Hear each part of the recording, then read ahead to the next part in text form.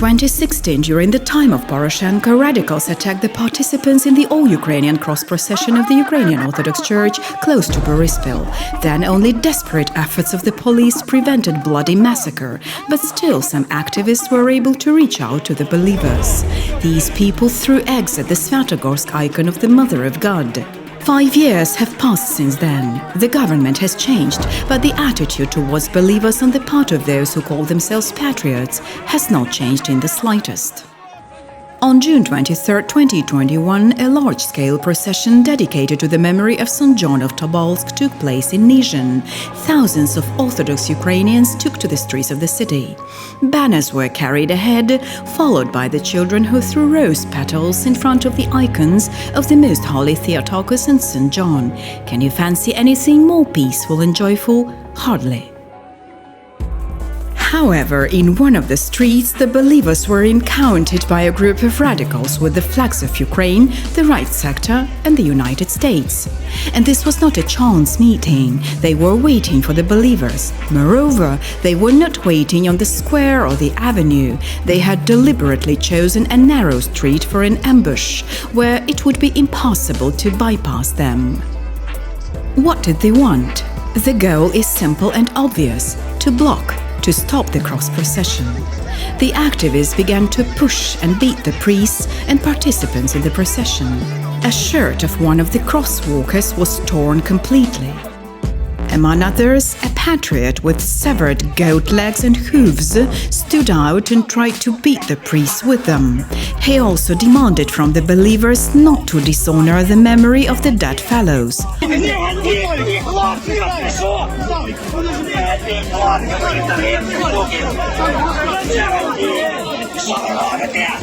What the memory of the dead fellows could have to do with the prayer procession of the Nizhyn people, this person did not explain.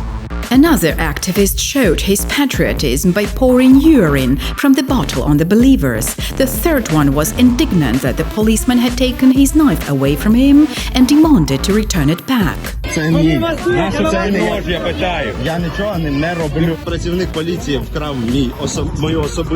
All these people were yelling the standard battle cries at the top of their lungs.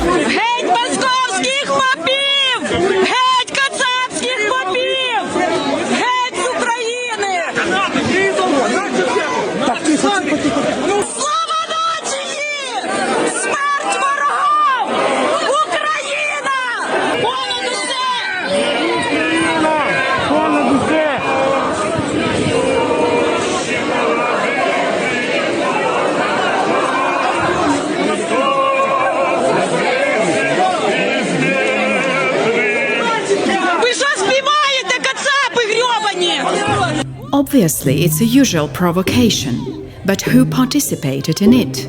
The most active is a man with goat hooves. Who is he? It turns out this is a certain activist, Stanislav Procession.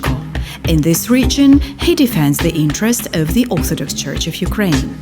In 2019, he was one of the organizers of the illegal transfer of the UOC temple to the OCU in Krutei. At the same time, he is involved in the organization of an illegal meeting for the transition to the OCU in Parafivka.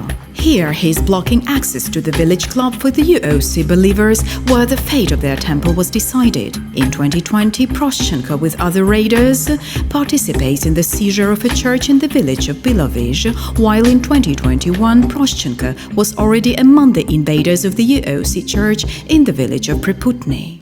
Ми думали, що буде набагато гірше спротив, але ще очікуємо, що можливо буде все після обіду. А взагалі скільки таких є ще подібні ситуації, як сьогодні в Припутнях? Зараз Парафіївка поруч. And here he is already filming the divine service of OCU spokesman Eustrati Zora in the seized church. In a word, the provocation in Nizhyn was organized not just by an unknown patriot. This is the person who is professionally engaged in church raiding for the OCU in the Nizhyn region.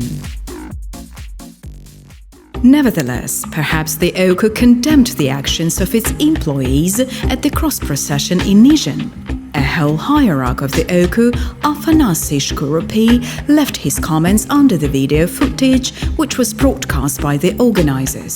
Here is what he wrote. Such cross processions must be violently dispersed so that there is no longer a desire to act on the side of the enemy. But there is no one to do it. All the authorities and law enforcement agencies are on the side of these little Russian nits. In another commentary, Shkurupi called the believers of the UOC cattle for which the ATO soldiers unjustly give their lives. What's the bottom line? As a result, we can see a handful of marginals in Nizhyn trying to disrupt the peaceful prayer procession of Orthodox Ukrainians, to which they are entitled by the Ukrainian constitution. We can see that this provocation was staged by supporters of the OCU. We can see that the hierarchs of the OCU support attacks on the crosswalkers. Moreover, these bishops do their best to insult the faithful Ukrainians and call on the authorities to violently disperse their cross processions. But still, what's the main thing? Most importantly, the events in Nizhyn are highly symbolic and reflect the situation in the country as a whole. There are a lot of us, believers, versus a pitiful handful of them. They keep hating and cursing us, whereas we keep smiling in return and singing, "Christ is risen." Воскресе! Воскресе будет у Москве! Although these curses often annoy us, we feel sorry for them. It's very difficult to bear this anger and hatred when thousands around are praying with one heart.